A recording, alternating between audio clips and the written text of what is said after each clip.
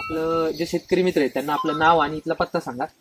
मी राहणार प्रॉपर नांदूरचा आहे, पण इथं नांदूर 3 किलोमीटर अंतरावर अशा ठिकाणी मी राहिलेलो आहे. बरोबर. माझं नाव उद्धव आहे, उद्धव एकनाथ कांतोडे. दूध व्यवसाय जर बघितला किंवा गाईचा असेल, तुमचा कधीपासून या क्षेत्राशी संबंध आहे?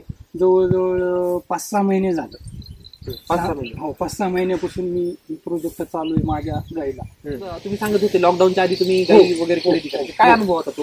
तुम्ही मग सांगितले की तुम्ही राजस्थानवरून गाई वगैरे आणत होते, काय ते व्यवसाय काय होता तुमचा? तरी काही असंच गाय आणायच्या आणि सांभाळायच्या, दूध काढणी, विकणे, आणि पुन्हा नंतर 1-2 येतं खाल्ल्यानंतर पुन्हा बदल करायचा, पुन्हा दुसऱ्या आणायच्या. म्हणजे तुमचा दूध व्यवसायातला खूप मोठा अनुभव आहे. किती वर्ष ही जवळजवळ दूध व्यवसाय करतो का मी? ह्याला 15 ते 20 वर्ष झालं. 15 ते 20 वर्षाचा अनुभव तुमचा? माझी 15 ते 20 वर्षापासून भट्टी आहे. बरं, म्हणजे खवा बनवतात खवा वगैरे मी 15-20 वर्षापासून बनवतो, आज नाही. बरोबर. हो. आता तुम्ही या गाईचा वेगळा अनुभव आहे तुमचा, आतापर्यंत जो अनुभव होता. आता एकच गाय सध्या आपल्याकडे, तिचं वासरू सुद्धा आहे आपल्याकडे, बरोबर आहे. या गाईला काही दिवसापूर्वी काय बदल गेला जेणेकरून एवढा तुम्ही उत्साहात तेवढं बोलताय किंवा तुम्हाला अनुभव तो आलेला आहे? ही माझी जी गाय असणार ती ज्यावेळेस इली होती, 20-21 दिवसात तिचं दूध वाढतं. 3-3.5 किलो गाय ही माझी खवा करायची. मग पुन्हा मला हे असं कळल्यावर पुन्हा मी एक पुडा आणला. कशाचा पुडा आणला? Milk charge. हो, एक पुडा आणून बघितला.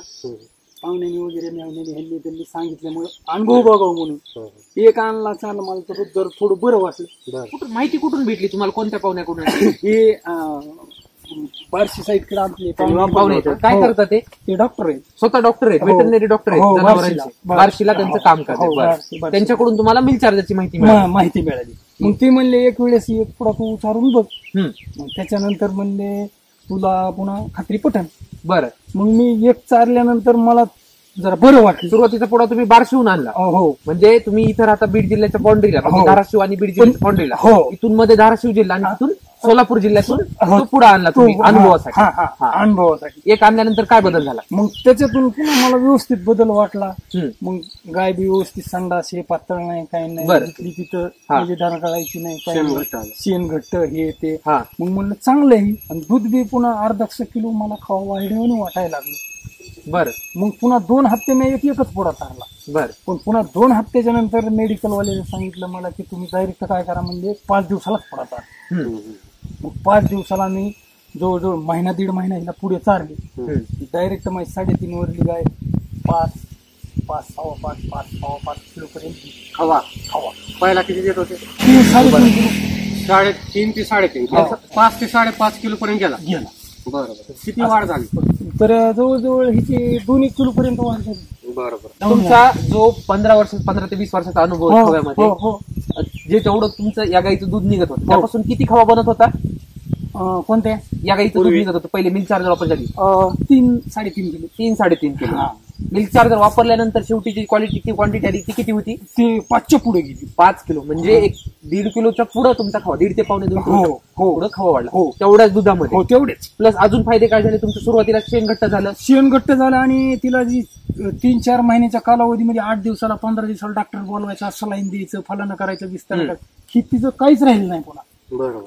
कुठलाही डॉक्टर मी आज 4-4.5 महिने झालं गाय आलेली, पण अजिबात तिला कुठलंच इंजेक्शन मी आजपर्यंत दिलंच नाही. पूर्वी जास्त डॉक्टर बोलायचे सारखंच, 8 दिवसाला आणि 4 दिवसाला आणि 15 दिवसाला गरज खूप पडायची, खूपच सारखं. पण आता आहे ना, आता काहीच नाही. खर्च किती व्हायचं तरी तुम्हाला मी सांगतो ना, 15 दिवसाला एकदा डॉक्टर आला की 1500 घेऊन जायचं एका टायमाला. म्हणजे तुम्हाला खव्यात बदल झाला, आरोग्यात झाला, डॉक्टर बंद झाला. बरं. तुम्हाला काय वाटतं मिल्क चार्जर काय आहे हे? शेतकऱ्यांनी का वापरावं?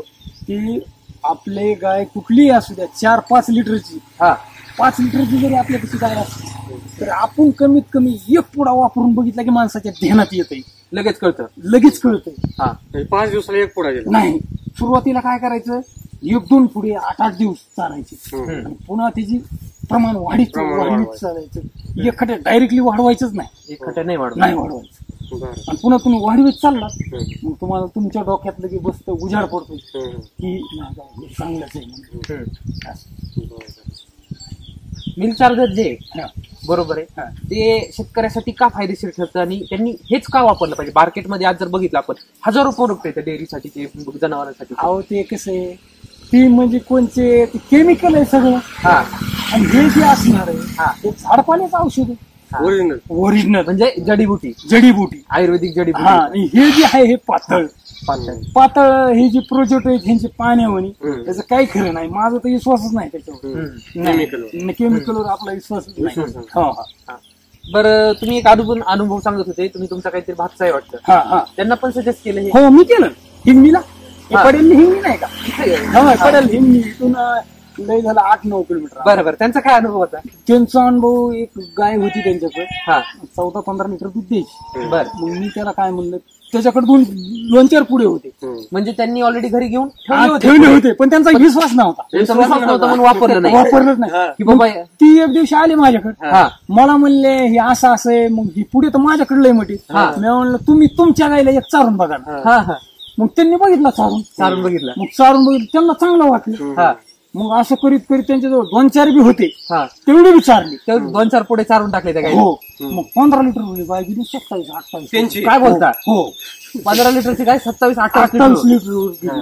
मला लगेच तिकडून फोन आला. मला म्हणले असं असं मेडिकलवर जा. मी गेलो, म्हणलं असं असं आमच्या म्हणलं बादशाने बकेट पाहिजे. हो. म्हणलं ती मला पुढे नेऊन आता काय उपयोग नाही, माझ्याकडे 2-4 गाय, 2-4 गाय चालू करणार. मग तिने इथं मी बोलून घेतलं, फोन लावला, लगेच गाडीवर आला. बरं, पूर्वी तुमच्या जे मेडिकलवर इथं मी ज्या मेडिकलवरून घेतलं तिथं काय उपलब्ध नव्हतं, त्यांना तुम्हीच माहिती दिली. हो. बरं, काय अनुभव होता आणि कशा प्रकारे आणि का त्यांना तशी माहिती दिली, त्यांनी ठेवायलाच लावलं? नाही, मला रिझल्ट चांगला वाटला म्हणून मी काय म्हणलं, तुम्ही 2-4च पुढे आणा, आणि जर तुमचं ते चाललं, नाही चाललं तरी मी घेतो. बरं. कुणी जरी नाही घेतलं, 10 जरी तुम्ही, ती म्हणले 10 का 20चा काहीतरी पॅक म्हणून कुणी नाही घेऊ द्या, माझ्यासाठी स्पेशल आहे.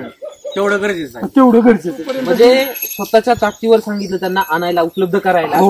तुम्ही ठेवा, नाही विकले तर मी घेतो.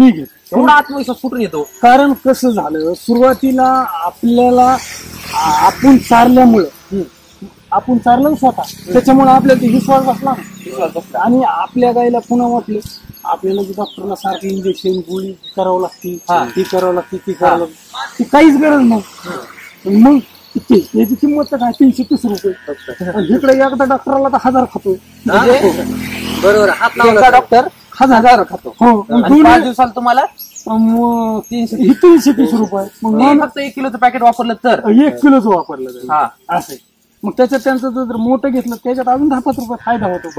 25 किलोची बॅग घेतली तर 300 खर्च. बरं, अजून एक गोष्ट, आता जर मेडिकल वाले बघितले खूप सारं मार्जिन, 50-50% मार्जिन मिळतं सर. बरोबर आहे, पण ह्याच्यात मार्जिन नाही. याच्यात मार्जिन नाही, त्याच्यामुळे ती खाली मान घालते. पण तरी पण त्यांनी ठेवलं नाही.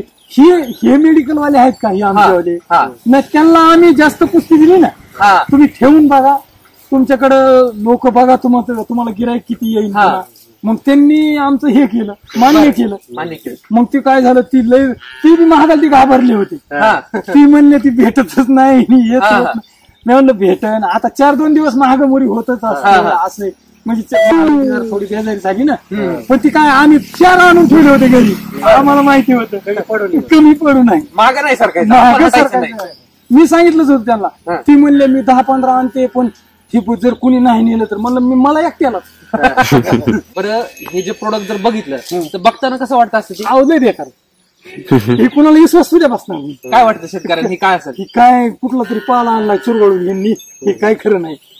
बरोबर. पाणी म्हणजे ते त्यांना कसं पाहिजे असं चकचकाकी, जसं गोळ्या असं दिसतात ना, गुलाबी गोळ्या, गोळ्या गोळ्या, असं भारी वाटतंय. आणि एखादा त्याच्यावर असा चांगला, एखादा प्रोजेक्ट चांगला चमकणारा, तिकडे लय लोक पळतात लगेच, झटक्यावर पळत. म्हणजे आता काय वास आला पाहिजे, चांगला म्हणजे दिसावा माल फसावा. हे लिक्विड जे आहेत ना, तुम्ही माझ्याकडे कॅन्ड येतात, तुम्हाला सांगतो 10-5 लिटरचे. बरं.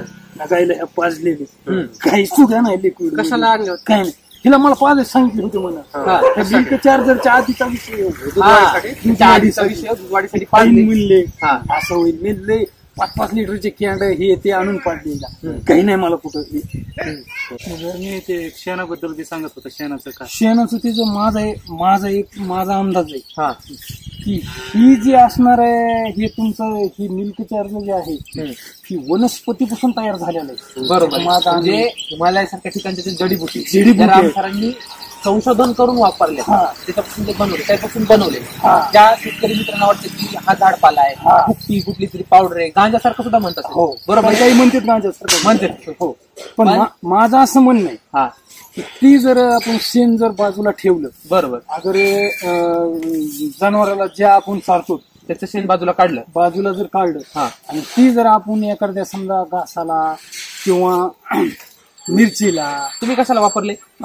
मी अजून वापरलं नाही हा पण यंदा मी वापरणार आहे. हा. आणि मी हाय बाजूला ठेवलंय बरं. म्हणून मला त्याचं यंदा बघायचंय. हा हा. कारण का मी ती स्पेशल मिरचीला वापरणार. बरं. काय होतं त्याचा फायदा, काय होतं ते माझा वापरल्यावर? अंदाज आहे तिच्यावर जी रोगाचा जे असणार हा. आहे इफेक्टच होणार नाही. ही माझी अशी 100% खात्री. बरोबर. मग तिला येणारच नाही. हा की 101% बघा तुम्ही काय होते. हा. ही शेण ही कसं आहे, ही आपले ही पूर्वीचे जे लोक लोक आहेत येतं. ही शेणाशिवाय आताही खत ही आता निघले, रासायनिक अलीकडे निघले.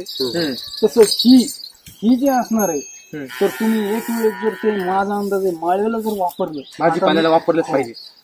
100% माझा तर अंदाज आहे कमी खर्चात. आणि मी तुम्हाला आहे ना इथून पुढं मी वापरल्यावर सुद्धा तुम्हाला ती पीक आणायला, मी पीक आलं की तुम्हाला दाखवणार, या म्हणणार आणि बघा. आता ज्या राम सरांनी हे प्रोडक्ट काढलं, हो, त्यांच्याबद्दल काय सांगाल बरं? काय वाटतं ते जर तुम्हाला पाहत असतील त्यांना काय संदेश द्याल? नाही लय भारी नंबर 1. ह्याला म्हणजे नादच करायचा नाही. ते माणूसच लय डोकेलिटी मारायचं. ही एक झालं का? तर तुम्हाला एक अजून सांगायचं मला. हा सांगा ना. बिलकुल. ही जी प्रोजेक्ट आहे प्रोडक्ट शिओ मिल्क चार्जर, ही मिल्क चार्जर, हा ह्याचं दूध जे असणार की माझ्या माहितीत शेळीला, गाईला, जी गाय ती खाता असेल त्या दुधाचं सुद्धा परिणाम असा होणार की माणसाची बुद्धी सुद्धा त्या दुधामुळं जास्त दुसऱ्या दुधापेक्षा तेच चालणार. म्हणजे आपले जे कांतोडे सर आहेत, तुम्ही कांतोडे सरांचा संपर्क साधू हो, तसं शकता. काय. त्यांचा जो आत्ममध्ये तळमळीने जे सांगितलेला संदेश आहे, हो. नक्कीच ऐका शेतकरी मित्रांनो, वापर करा, अनुभव घ्या आणि आपल्या गाईचे फॅन. धन्यवाद.